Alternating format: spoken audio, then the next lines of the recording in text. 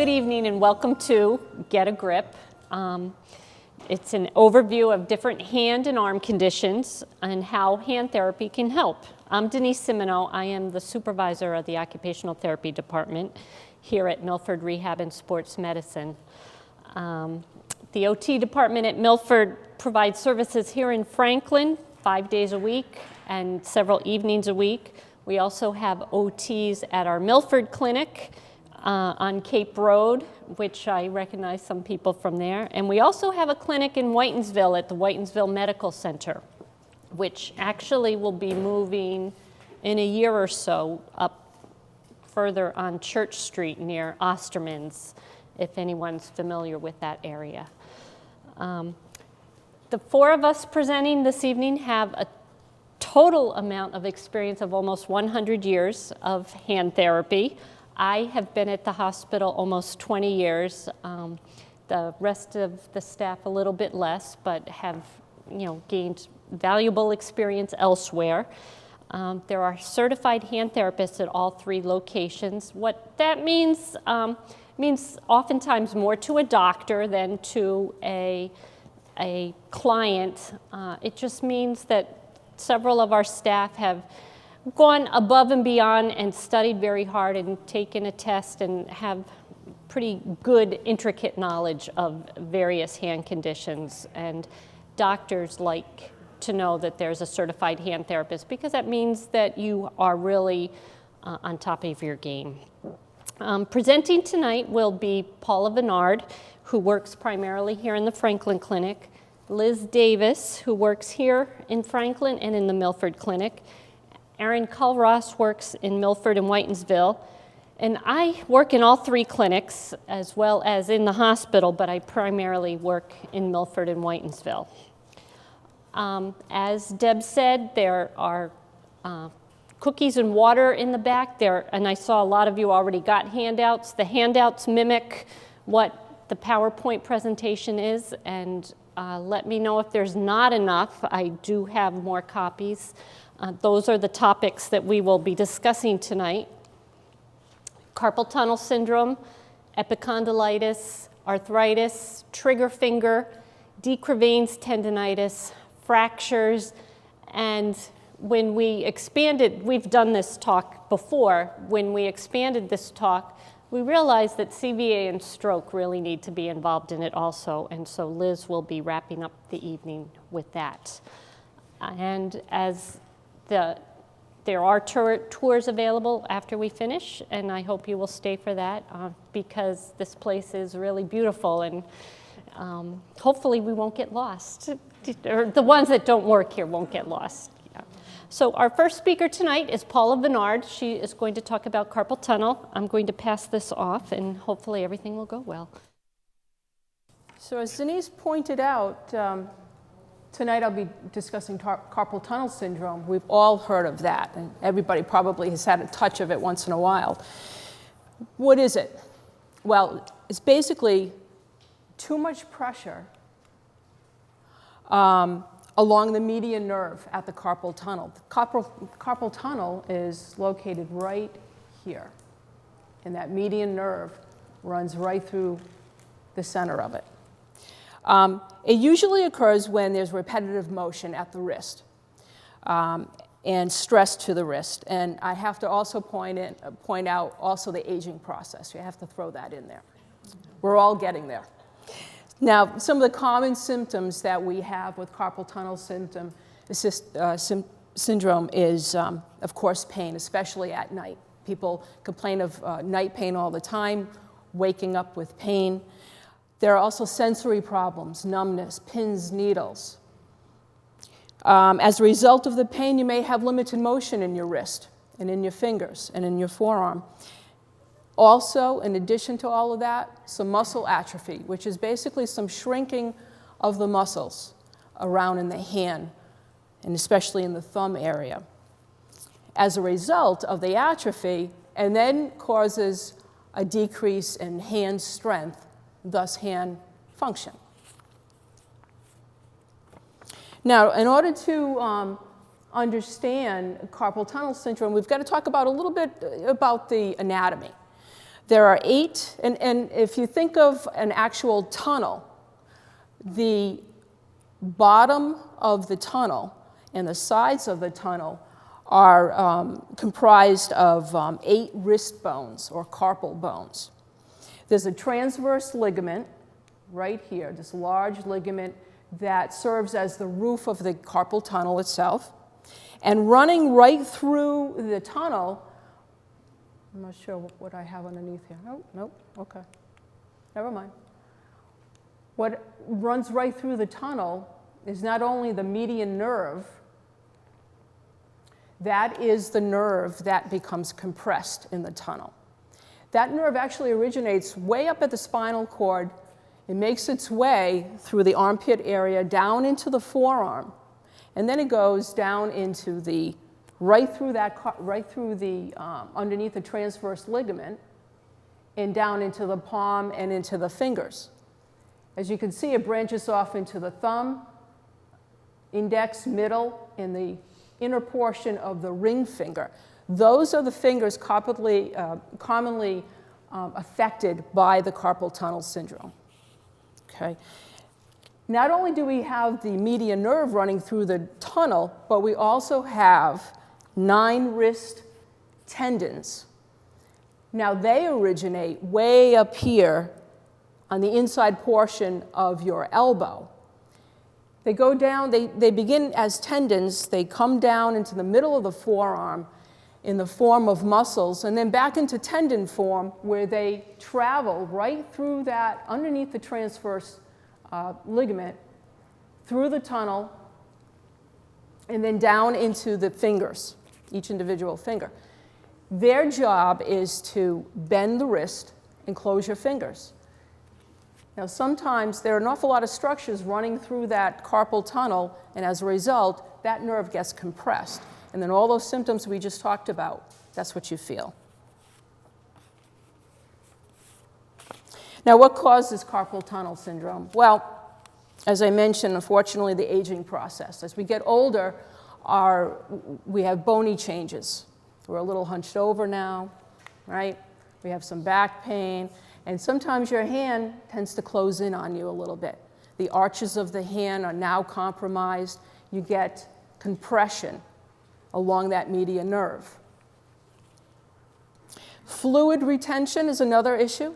Many people have medical issues. You have increased fluid that runs down into the hand. That causes compression along that nerve. Women who are pregnant complain of hand swelling, feet swelling. But in the hand, again, that extra fluid down within the tunnel will cause pressure and compression along that median nerve. Hence all of those symptoms that we've talked about. Sometimes when you have a trauma to the wrist itself, when you have a fracture, a wrist fracture, or any other kind of trauma, that can also trigger off some symptoms of carpal tunnel. Again, it's basically because of the trauma to that area, you will have increased swelling in that area and increased swelling along the carpal tunnel itself. So what do we do about it? How does it get diagnosed now? Usually people finally get over to the doctor when you can't do the things you enjoy doing, right? Lifting up the grandkids, working around the house and the garden. So basically most people start off with their primary care physician. Sometimes they can tackle it fine. Other times they'll refer you to an orthopedic hand surgeon. It doesn't mean they're going to do hand surgery immediately, but they specialize in that area. So they'll ask you your medical history. They may take x-rays just to rule out any bony trauma at all. They may also order an EMG test. That's a nerve conduction test where they'll take a look at how well that median nerve actually is functioning. And also some of your symptoms that you're complaining about. They may do some specific positioning tests to try to duplicate those symptoms. They may also prescribe some anti-inflammatory medications just to try to get that inflammation down and see if that'll tackle the problem. In addition to all of that, hopefully they'll refer you to us. And what we'll do is we will go through a very thorough evaluation. We'll check your range of motion, see if there are any motion restrictions, see what your strength is like and your sensation. We may fabricate a wrist splint, which is right here. Yeah, why don't you put that? Thank you, Denise. As Denise puts it on, all it does is that it will limit your wrist motion. Don't wear the splint with a watch. Right. But it will limit your wrist motion, and it will stop this kind of motion, okay? As we talked about earlier, carpal tunnel can be a very repetitive type of injury. If we stop the motion at the wrist, this isn't made for me. if we stop the motion at the wrist, it will just rest the nerve, give it a chance to calm down, get that inflammation down. So we certainly may fabricate that, or perhaps ask you to buy an over-the-counter one as well. We like to make them. Some of the other things that we will do is that we will use some of the machinery that we have available in the clinic. Some pain-reducing machinery, ultrasound, phototherapy, perhaps iontophoresis, which are all designed to decrease the inflammation and the pain in that area, and can be very effective. We'll talk about proper hand positioning during function, during perhaps you're at work and you're getting pain, so we'll take a look at that. If the carpal tunnel syndrome, all the symptoms are that bad, very difficult to actually treat, the hand surgeon may indeed recommend surgery. And basically what he will do is just try to open up this area a little bit here, so that now that inflamed median nerve has a little bit more room to move and can glide through that tunnel the way it's supposed to, instead of getting so compressed there. And it can be quite effective. And that is carpal tunnel syndrome. I just wanted to say the carpal tunnel surgery does work. It's very effective, yep. Good. I just recently had it, and the figures about it. Good. Yeah, Like that's Very great. good, yep. That's great. That's good. Instant release. Like, Oh, good. Yeah, yeah. yeah, I have other issues, but that one has been taken care of right away. Excellent. Good. And sometimes after surgery, the physician will also recommend treatment as well, occupational therapy as well. Sometimes not, but if the person is still getting some sensitivity, just from the surgery itself, we can help you with that as well. Do you have a question? I've heard and seen those who had the surgery and spoke of its success. I was wondering if the remedy is permanent, and if the problems that caused it the first time may recur, needing subsequent surgery, or is further surgery not useful?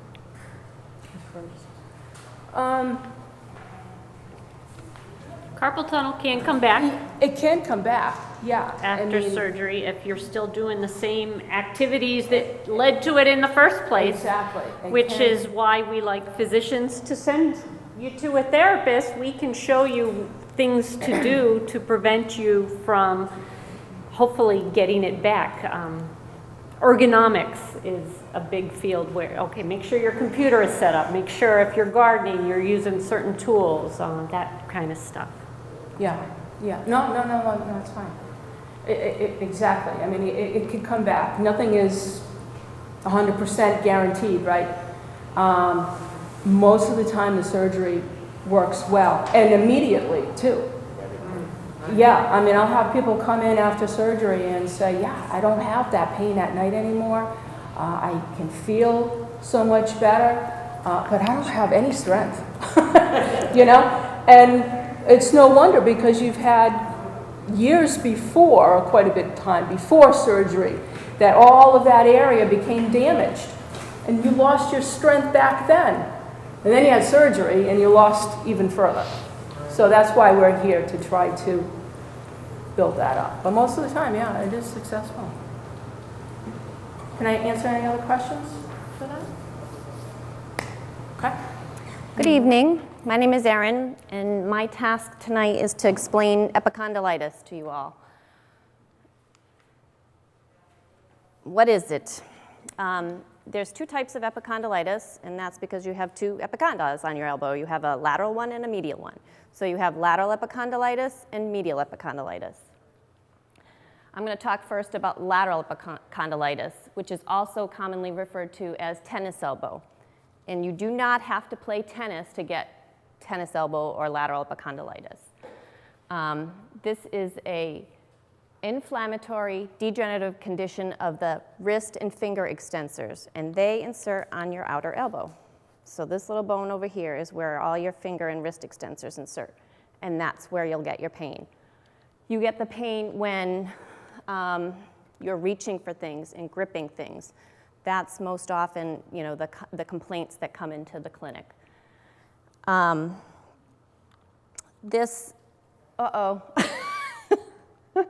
Do I just hit the, oh, see that? Voila!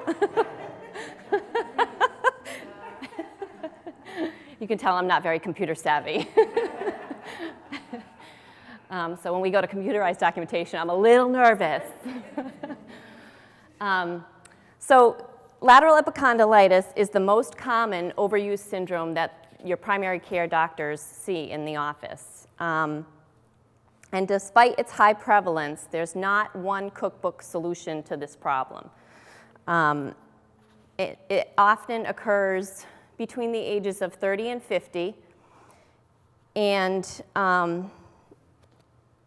is, like I said earlier, is described to us as you know, pain on the outside of the elbow, and it really hurts. I can't even hold my coffee cup, or I go to reach something and it drops out of my hand. Those are the kind of symptoms that patients report to us. The same is true of medial epicondylitis. Medial epicondylitis is commonly referred to as golfer's elbow, and that's the wrist flexors and finger flexors and pronators that insert on the inside of your elbow. The lateral epicondylitis, though, is 5 times more common than medial epicondylitis.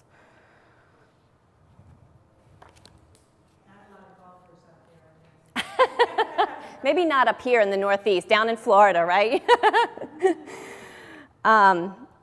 You may hear the doctor or the therapist refer to 2 terms, tendinitis or tendinosis. They're 2 very different terms, and these are often called, kind of erroneously, epicondylitis. When the majority of times when they come into the doctor or the clinic to see us, they're a tendinosis, which essentially means, well, let me go back a minute. The tendinitis refers to an acute injury with an inflammatory process and will essentially get better with rest, ice, and anti-inflammatories. A tendinosis is a chronic degenerative condition of the tendon from overuse, and it causes micro tears in the tendon and the formation of scar tissue, which further weakens that tendon. So as you can see here, that's the tendon with some micro tears in it.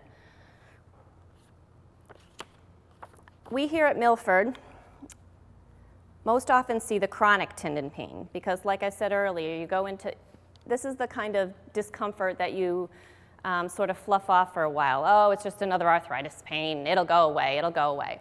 And then it progresses to the point, like I said, where you can't lift your coffee cup or you can't pick up, you know, a grocery bag, or it really impairs your function. So then you go to your doctor and you say, my elbow really hurts, doc, and they send you to therapy. And so What treatment techniques we use here are splinting, like Paula mentioned earlier. We use the same sort of brace, not for everyone. Like I said earlier as well, there's a bunch of different treatment options, and everyone's a little different as to what we do with you. But we can use this specifically for lateral epicondylitis because it restricts your wrist motion, which will pull on that, those torn tendons. There's also counterforce braces, which are just straps you can get at the store that kind of come across your elbow here. Those work well. We give compression sleeves. Those work well to kind of bring some of the inflammation down. We also have the ability to do, like Paula had mentioned for the carpal tunnel, the ultrasound, iontophoresis, and certainly stretching and strengthening when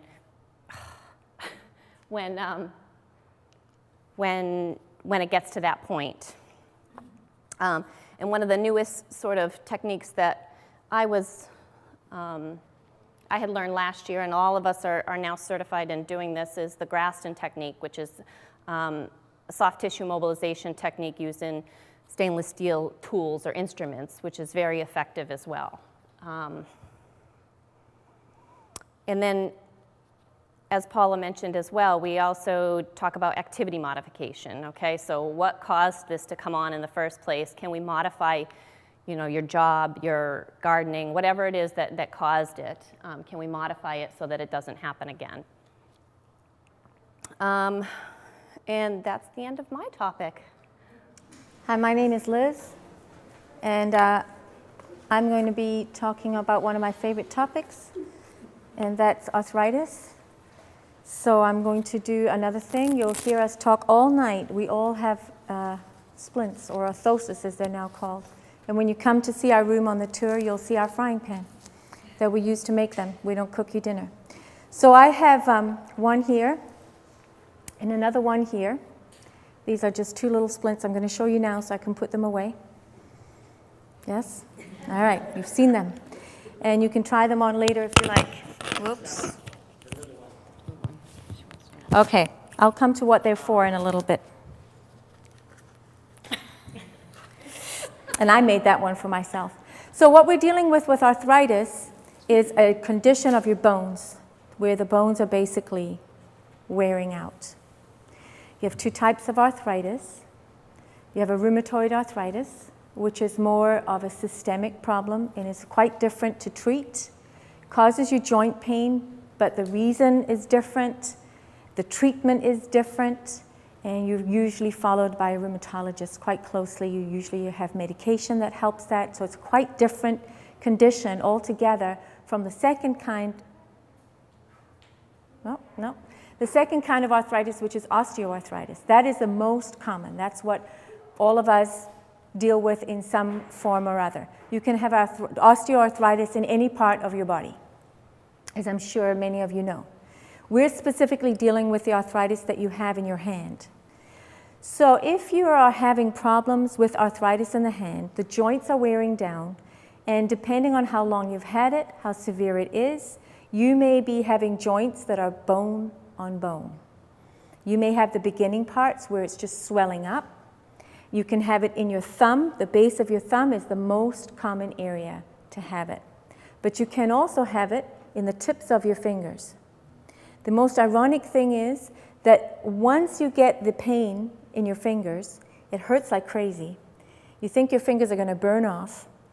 And then this magical thing happens. Your fingers become a little bit deformed, and the pain goes away, and you're fine. And then later on, it flares up again. And then you'll see some people, they have what they call nodules. So they get these big lumps on their fingers. Everyone had a grandma who was knitting and who had these big nodules. And it looks so painful, but by the time it gets to that point, it's usually not that painful anymore. But when you're dealing with it in your thumb, it's a little different, because your thumb you use all the time. The tips of your fingers you can kind of adjust and get by and maybe change things, but with your thumb, without your thumb, there's a lot of things you can't do.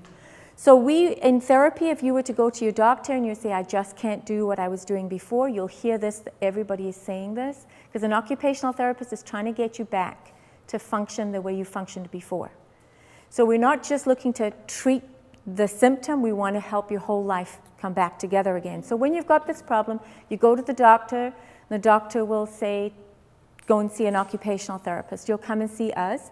If it is in the base of your thumb, we will make you that little blue splint.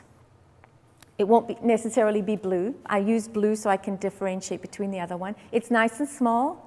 It's pretty much always this shape. It can go in the back of your hand, the front, depending on what kind of job you do. For a lot of men who have arthritis, we have to make it go right across the front because they're working with tools, they're working with heavy things. If you're not doing things like that, we'll make it as small as we can. It stabilizes your thumb in the correct position, so when you pinch, the force is going through your joint in the right position so you have less pain. The splint allows it to decrease the swelling, which decreases the pain. But that's only one part of what we do. What we have to do is then also what we call joint protection, and some of you have a handout with those things in there. There are certain things that make it worse. To grip and to twist is the worst thing you can do. And usually what they do in a lot of these magazines and the Home Shopping Network and all these places who tell you, don't open a bottle that way, use this nice plastic gripper. It's the worst thing you can use. Because anything you grip and twist, whether it's plastic or it's whatever, is not going to be good for your thumb. So when you come in to see a therapist, these are the kinds of things we go over. What are you doing that's irritating it? What are you doing that's making it worse? How can you do things differently? We have all kinds of little gizmo gadgets to recommend. Things that you can use that is going to save your joint and allow you to have pain-free motion later when you have to twist or turn or take a child-proof bottle of medication that only a child can open. And you have to try and open it. So there are different ways. Have you found that? That the only people who can open them are the kids, and if you can't, find a kid and they will open it. And so there's different ways of helping you do that. If you come for therapy and your fingers are deforming, there are different kinds of splints we can make to make the fingers go in alignment, the same thing, so you can function. We cannot cure arthritis. We help you live well with arthritis. If it goes more and more and more and you have to have surgery, then we will use the big one, the big splint here. You go to the doctor. The most common thing that we see is called a COC arthroplasty, where they go into this joint and they basically take out what's bothering it and they fix it. That's a very simple version of what they do. But you will be in a cast for about a month. After that, you come and see us and we make you one of these so that your thumb goes in, but you notice the whole forearm is involved now. So you're kind of stuck. You can take it off to wash, to scratch it, which is always nice because you can't do that in a cast. And then after that month, we start to get your strength and your functioning back. It's very, very effective. I think I maybe have heard of one person in my entire 30 years of being a therapist who didn't like it. But it takes 3 months out of your life, but it works. It's very, very effective. So what we would recommend to people who have arthritis, if you're having difficulty with it and it's particularly flared up, because that happens, it goes and it flares up and then it will calm down, you can get a referral from your doctor, come and see us, and we can talk about the different ways and the different splints we can make and the different things to help you with that. Any questions?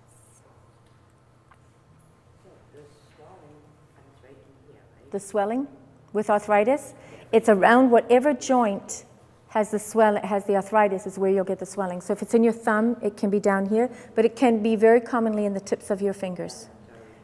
Yep. Do you have pain with it now? No. Right. Right. It's awkward. Right. The bend is good. What's degenerate? Degenerate means arthritis, right? Degenerate means it's getting worse. Okay, so It's going downhill. yes, getting old. It's not young anymore. It's getting older, like all of us. When you go through the therapy room, you'll see a machine called a paraffin machine, which is very, very common. We use that all the time with arthritic patients. Heat, when you have osteoarthritis, is very, very, very effective, especially in the cold months. And if you have a friend who has arthritis, they can usually tell you when the storm is coming. And it's usually pretty effective. What do you call the machine? The one we use is a paraffin machine. But if you're going to buy it in a store, it would be called a paraffin spa or a hand spa or something like that. It's often something we recommend that you would buy. But we would try it with you in the clinic first. We would teach you how to use it, what's the correct way to do it, and then you may buy one for your own home. All your friends will love you. Makes your hands nice and soft. Your skin are soft, your nails are great. When we were talking about the thumb surgery to make the thumb go away, are you talking about the tendon that's wrapped up around? Yes. Yeah. Yeah, she was saying when I talked about them doing the surgery in the thumb to make it go away, is that the one where they wrap the tendon around? Yes. Remember I said they take the thing that's bothering you and they add something else? Well, what they actually do take a tendon and they fill in the space. So they're not actually doing a joint replacement per se. Sometimes doctors may do that on different parts of your hand. Yeah, it's very, very effective. And how long does that last? Forever. I think it will outlive you. Haven't had anybody come back again having had one. This is a condition that is not common in those of less experienced years. It's usually the more mature, experienced person who has this. Those of us that are, more mature and more intelligent. It's true, right? I have a couple of quick little questions, even about what you just now said, occurrence. My father had that. Is it hereditary? Because I do. Not necessarily. Okay. And you mentioned it. Osteoarthritis is bone. It's the bone problem. Rheumatoid arthritis might be different. But osteoarthritis is not necessarily, if your father had it, you don't necessarily going to have it. No. It's because it depends on how you use your joints. And, wait 1 second. Oh, you said it can come and go.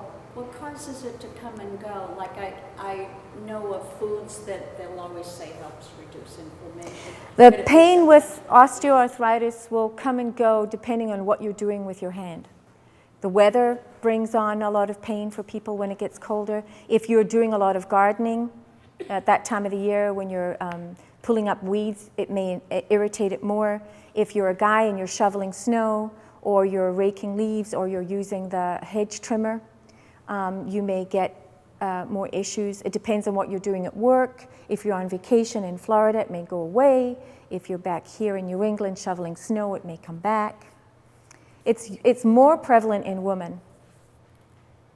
We see more women, let me put it that way. It may be that there are men who just don't want to come and see us, but it is more common in women, I would say. And, like the way you try to keep fit exercising, could you keep it from going further if you learn to Yes. do exercises like you do for the rest of your body? Yes, there are exercises that you do, but more important than the physical exercise is the protecting of your joint. So the education of how to do, what not to do to make the joint get worse, that is really, really important and something that we can spend a lot of time telling you about. Can you buy those little? You can buy them. Now you're talking to a therapist who loves to make them.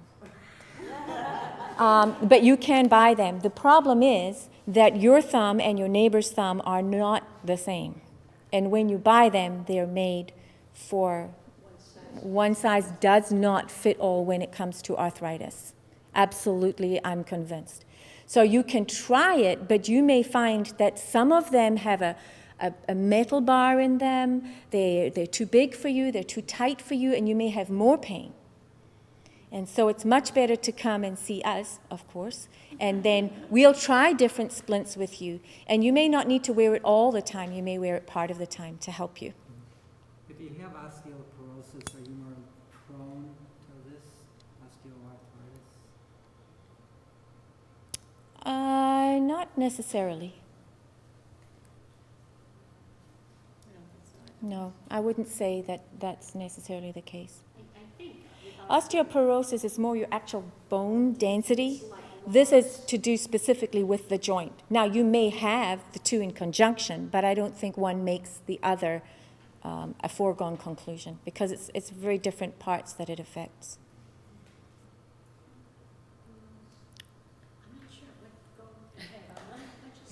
Yeah.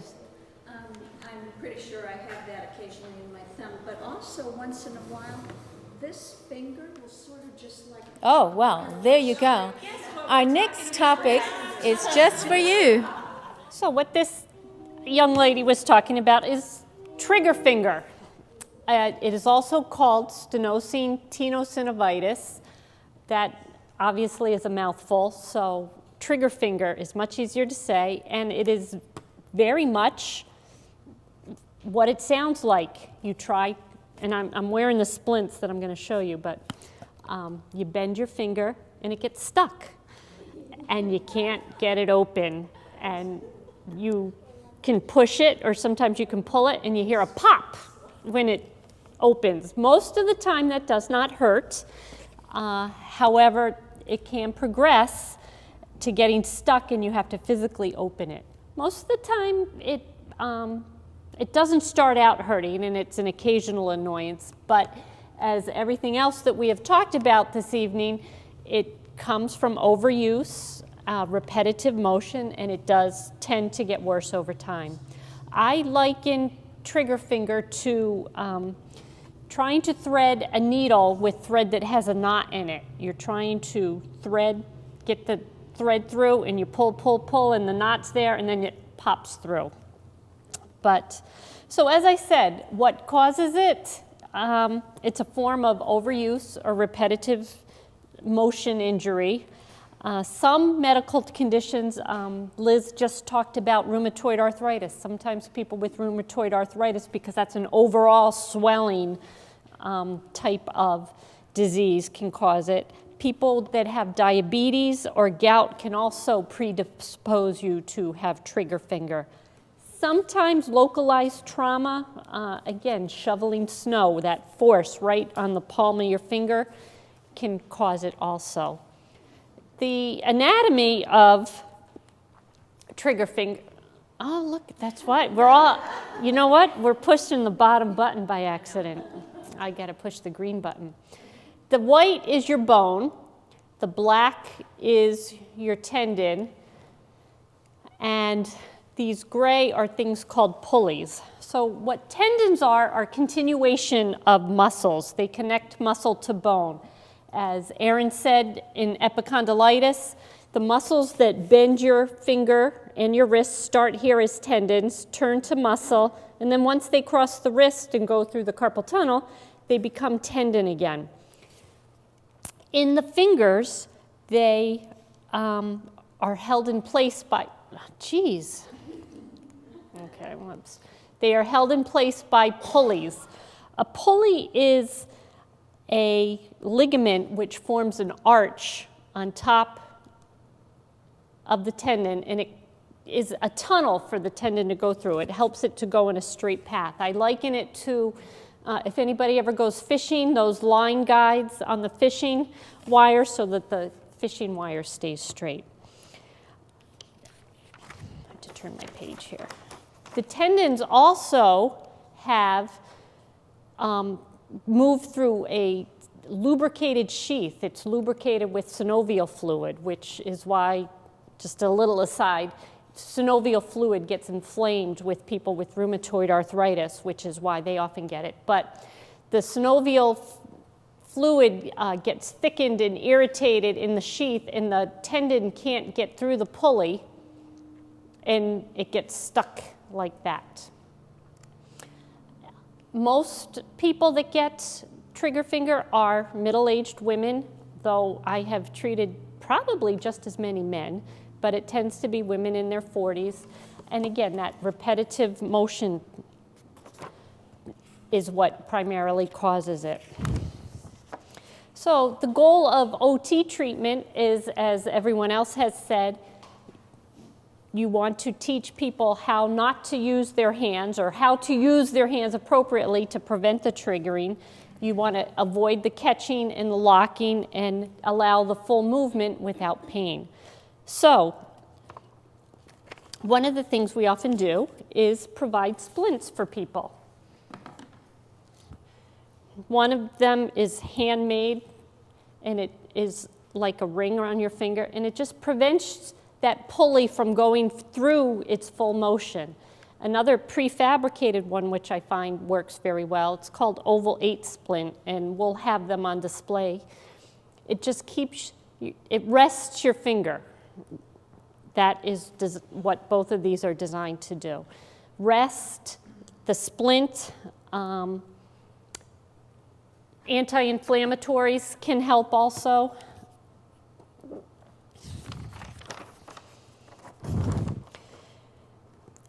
We often use modalities, again, ultrasound, something called iontophoresis, which is using an electric current to put a solution in that breaks up the scar tissue or decreases the swelling.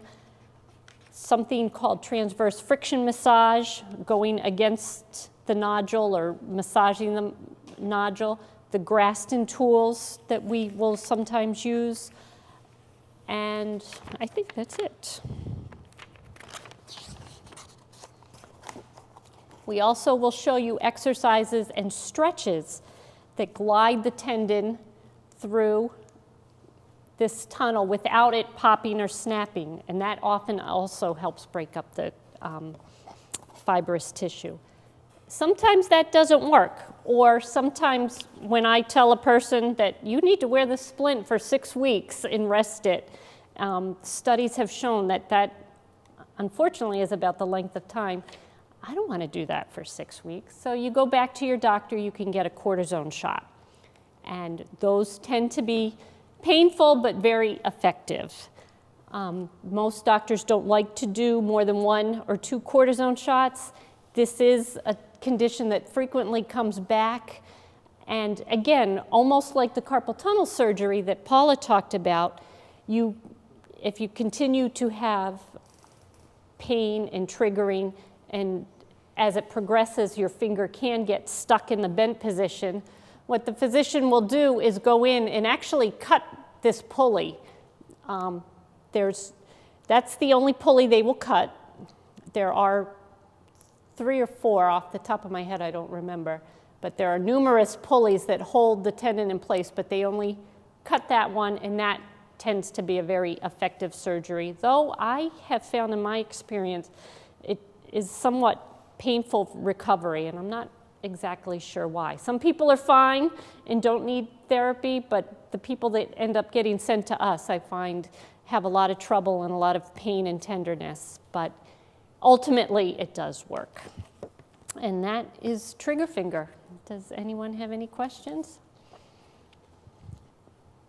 So does yours get stuck, or does it just pop? I guess it pops, and I mean, I can't even remember what I'm doing. It's very insignificant, something I'm doing, and it's very occasional. And but yeah, I just like sort of have to stop, and then it'll. It's frequently in your middle finger, Yeah. and I actually, the one patient I recently treated, it was kind of embarrassing. Her finger was stuck in the middle straight position rather than the bent position, and so we. That was definitely overused. I was going to say that. Talk about things occurring from overuse. I've never given anyone the finger. I don't know exactly why. It is the longest tendon. That might have something to do with it. But so next is Decrement tendinitis, which again is another overuse repetitive motion. And Paula will be talking about that. Okay.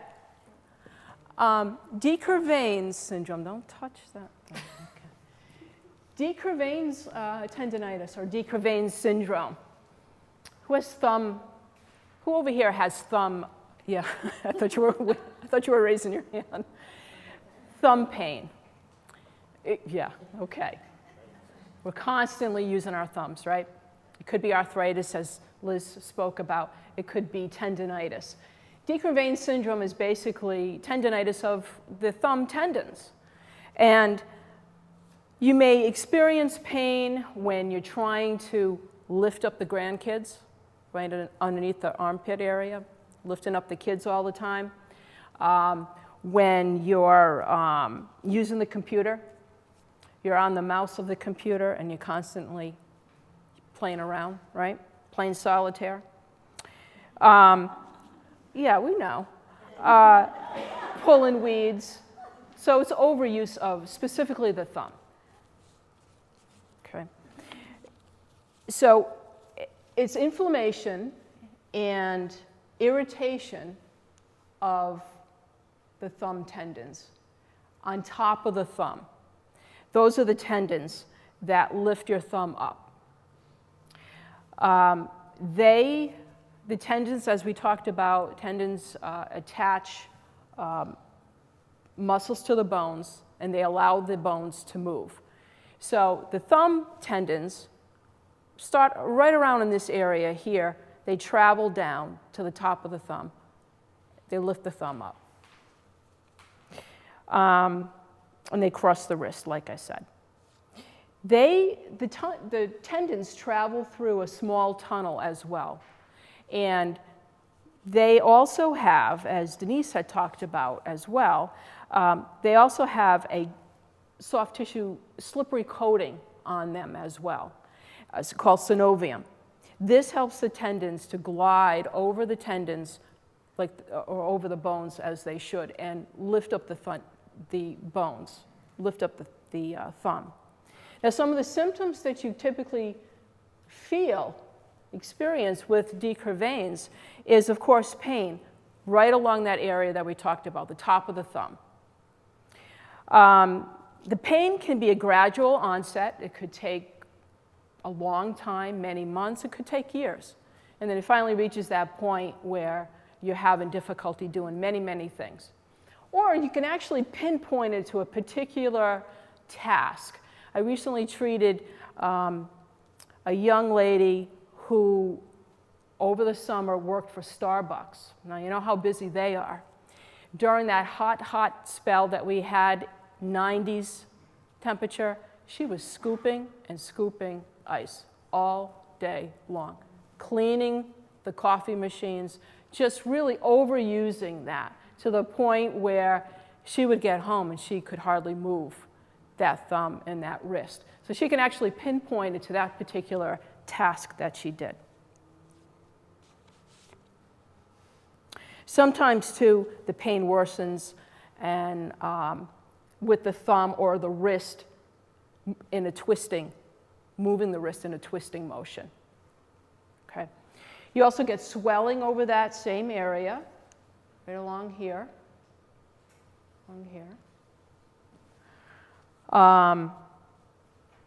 sometimes you can also, you'll see a small cyst also developing on the base of the thumb. You may have some snapping or some catching as well, as Denise pointed out, over the thumb. Sometimes I don't think I've had too many people complain of this, but you get a little numbness or a little tingling over that thumb. One of the nerves that travel down towards that area, because of the inflammation in that area, can get compressed. And as a result, you'll have some thumb numbness or some tingling in that area there. So how do they go about diagnosing decurvains? Again, usually people will just wait on it. Maybe it'll rest, you're icing it, you're relaxing it. Sometimes it gets to a point, right, where you finally get so bad, you can't do the things you enjoy doing. You get over to the doctors.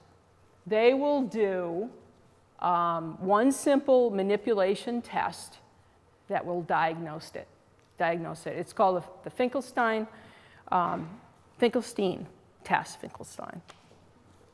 Basically what that is, and if we all do it, you'll see, it's not very comfortable. You are pulling your thumb down, you're closing your fingers over your thumb, and you're moving your wrist down. Now, I know for me, I feel a little tightness there, but it's not painful. People with this have excruciating pain. They cannot even get themselves in that position. Okay, it's very, very distinct. So what do they do? for this? Well, they can give you certainly a cortisone injection, could be offered, or an anti-inflammatory oral medication to reduce the inflammation as well. Splinting is big. The doctor may just hand over a thumb splint for you that he'll provide for you in the office, or if he refers you to us, we'll make a thumb splint as well for you.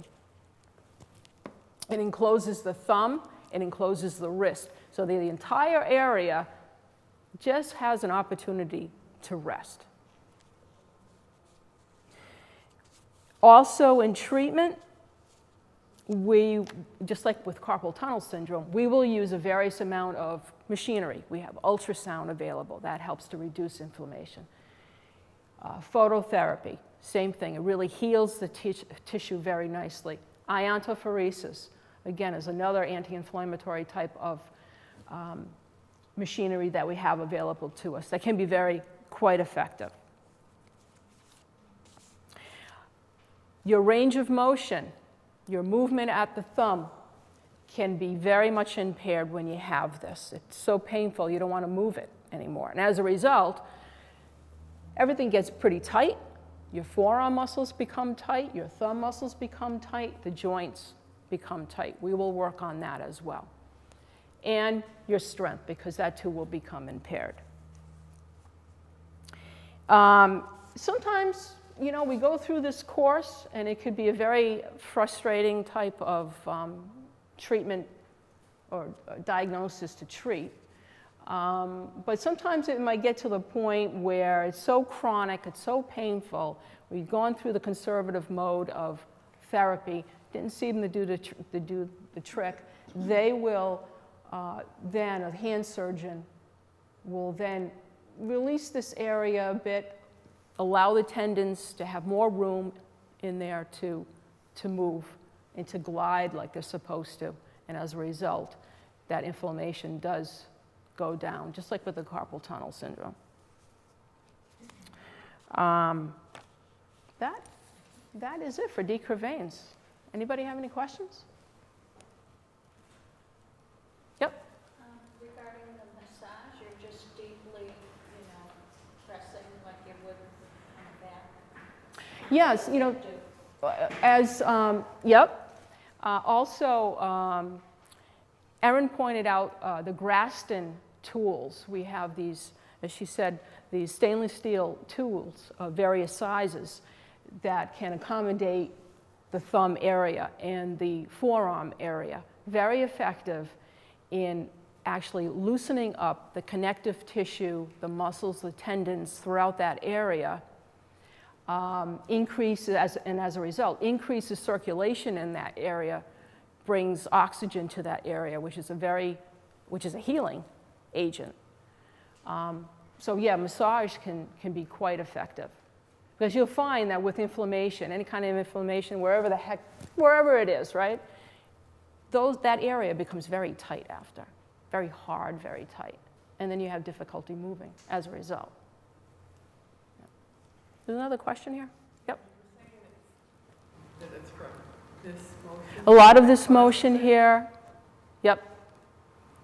I don't see anyone walking around like this or having to do this. But the scooping requires the opposite. You have yep. And those tendons, and I know for me, now a lot of people are like this. Do you have more people? Yeah, essentially she's More of when this. she's doing that, she's putting everything on stretch, so she's using those muscles and tendons that way, Yeah. causing the inflammation. And what an important thing is that where that is the first dorsal compartment. So there's two tendons that run in one compartment in the back, in essentially the back of your wrist and thumb over here. And that's why most of the other compartments have one tendon. This one has two tendons that run through and gets inflamed very often. So. Yeah. And lifting, because of that too, just being able to lift the thumb up. I should say any kind of motion at the thumb, really. Lifting it up, pulling it down, bringing it out to the side can really become effective and quite difficult to do. name for this is washerwoman syndrome. So like back in the day, they used to wring out their laundry like that, and this was how that started. But like Paula said earlier, is a lot of like new mothers get it because they're constantly picking their babies up. Yeah. With their hands like this. Right, right, right, exactly. The hand function depends on A lot on the thumb. What percentage? I'm sorry. What percentage of your hand use is depending on the thumb? What percentage of your hand usage? Everything. Yeah. Everything. I can't give you a percentage, but it's a good percentage. Your thumb is what makes us human. Obviously. Yeah, yeah. I mean, holding anything just with your fingers are very difficult to do. Cutting, picking things up, just doing your job. You need your thumb. You need your thumb to pinch, to curl, to bring your thumb underneath your other fingers in order to pick up things. So yeah, when you don't have your thumb, when your thumb is hurting, you're really quite impaired. No, I can't use scissors that long because the thumb kind of just gets stuck and won't move. Is that the same idea? I don't know, but so bad yeah, here that I can't move it. yeah. But you also had carpal tunnel too, Yeah. right? But now She had the surgery, I But you had the surgery. have arthritis too. So Okay. I'm wondering- See, I'm a strict lefty. Yeah, So yeah, If yeah. it's arthritis, there's all kinds of things that you change the types of scissors that you use. yeah, There's different kinds of scissors where you don't need that joint to be involved. So that's the kind of thing that we Yeah, see, the only time that I have a real bad problem with the thumb is when I'm using scissors. So it's just a matter of changing what you use and knowing how to change it. Right, exactly. And where the scissors can be uncomfortable too, period, and just where it sits. Yeah, yeah, yeah. And that's the only thing, that stops me, that my thumb that I can't use the scissors. I have a lot of trouble with it. Yeah. Great. All right, my next topic tonight is fractures. Every year, millions of people sustain some kind of trauma or fracture to their hands. The hand is comprised of 27 bones, so there's a lot of bones that you can fracture. The most common fracture we see, or they see at the emergency room, is a distal radius fracture. And this is a fracture that's caused from a fall to an outstretched hand. So we always try and brace our fall. We put our hands down, which is great, but the radius usually takes the brunt of it. And this is because the distal radius is susceptible because it comprises 80% of the load when you weight bear on that hand. So that's why that bone is the one that breaks most often versus the ulna. Another common fracture of the wrist is a scaphoid fracture. The scaphoid fracture is one of the small there's 8 carpal bones, and the scaphoid is one of those carpal bones. And this is a carpal bone that if you lift your thumb up, you kind of get a little triangle shape with your tendon. Right in the center of that is where your scaphoid bone is. This carpal bone is a little sneaky because what happens sometimes is if you fall on your hand, you go to the emergency room, they do an x-ray, they say, you don't have a fracture, you're fine, go home. But the days persist and you still have pain there. It doesn't always show up on the first x-ray with this fracture. This fracture doesn't show up until you're x-rayed maybe a week or 2 out from the injury. The other little trick with this bone is that it's kind of peanut shaped, and the waist of it, or the proximal part of it, is not very well vascularized. So if it doesn't get treated, either with casting or with surgical pinning, it can actually not heal. You can have a non-union, or you can have the bone can actually necrose and die on you, essentially. So you want to get it treated. So treatment for fractures is essentially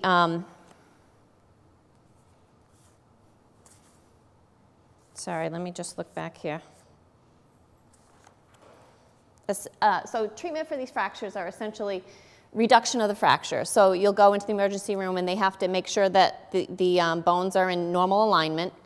And if they are, they'll either choose to cast you, or if they're not in alignment, they may need to reduce it, which is kind of manipulate it and get it in alignment, or they may need to do surgery on you. One of the biggest problems that we see here at Milford is after these injuries, people come to the clinic either after they get out of their cast or even after the surgery, and their hands are like balloons. They're very, very swollen. The joints are very, very stiff. The hand does not like trauma. Therapy is often recommended to regain strength and range of motion and ultimately return you to normal function. The best thing that you can do if this happens to you is to try and move your fingers. Keep it elevated. Obviously, they're going to tell you this as well. But keep it elevated if you're casted or even have had surgery. Keep it elevated and make sure you try and move those fingers as much as possible to reduce the swelling. Another common fracture is metacarpal fractures, which is the bones that are in the back of your hand, right here. So you can't really see them, but they're in the back of your hand. Phalangeal fractures are fractures of the actual fingers themselves. The most common phalangeal fracture is called the boxer's fracture, which, as you can see in the demonstration or picture there, is from somebody hitting an object, a door, a wall, a person. Those are a very common fracture, and it's a fracture of the fifth metacarpal, usually. That's what.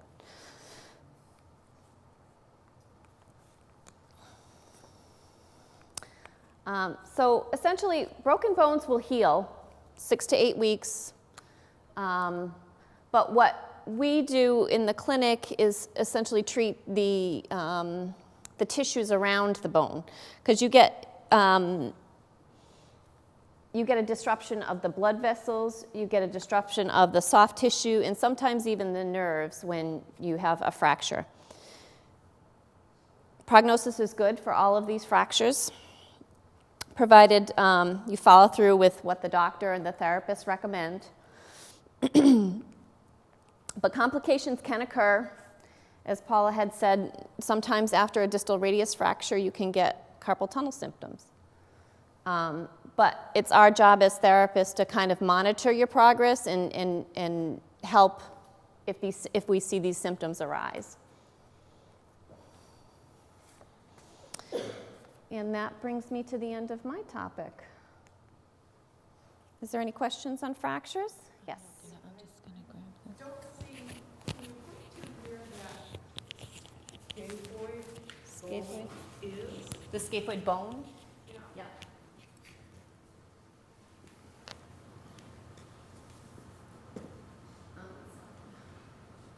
It's basically at the bottom of your thumb. The bottom of your thumb. So this is your thumb. Yeah. You have a trapezium bone right here, and then you have this sort of can-shaped bone, which is called the scaphoid. It's right at the end of the radius. Yeah. And what happens? Nope, it breaks. It crushes or breaks. And like I said, it's a little tricky bone because the vascularization to it is a little compromised. So they do often need to pin that bone so that it heals. Okay. Any other questions? The last one that I'm going to talk about tonight is a little different to what everyone's been talking about. Everyone's talked about bones. So I'm going to make a little bit of a shift. Your hands have other components that come from your brain. If you've had a stroke, chances are your hand is involved. It doesn't look like many of you here have had a stroke where your hand is involved, but you'll probably know someone who does. The older you get, the more susceptible you are to stroke. The more severe the stroke, the more involved the hand is. It's very common for someone to get a stroke, to come and see the physical therapist. The physical therapist get them up and walking, but the hand is usually a problem. So as therapists, I just want to put this out there. If the hand is not moving, it still needs to be taken care of. There are splints that we make. Really important that that hand is taken care of. Otherwise, the hand will land up going like this. You'll have skin breakdown. It will just be a disaster over time. Technology is changing. What wasn't available 10 years is available now. If you have a loved one who had a stroke and they don't take care of their hand and some new fancy thing comes out, they won't be able to take advantage of it because they haven't taken care of the hand. It seems really simple, but it's very, very necessary. We also have fancy-dancy splints that have electrical stimulation, all kinds of crazy things. These are just some pictures, and I can go into them in more detail if you know someone who has them. Milford, Franklin, and Whitensville all have therapists who are trained to use this very, very specialized type of splint. It helps the stroke patient's fingers move.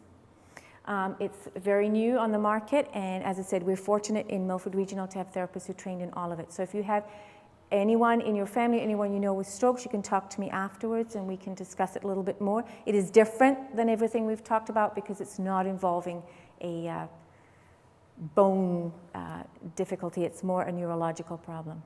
So with that said, we are going to allow the tour guides to take you where you need to go. Excuse me, can I just ask a question? Do most insurances cover all of these different types of therapies? Most insurances will cover your regular therapy. For this particular kind of splint, Medicare will pay for it, and it depends on your other insurances whether they'll cover it, but most of the companies will work with you. For any of these Most of these things that we've talked about, most insurances will cover it, yes, as long as you have a doctor's order and a diagnosis.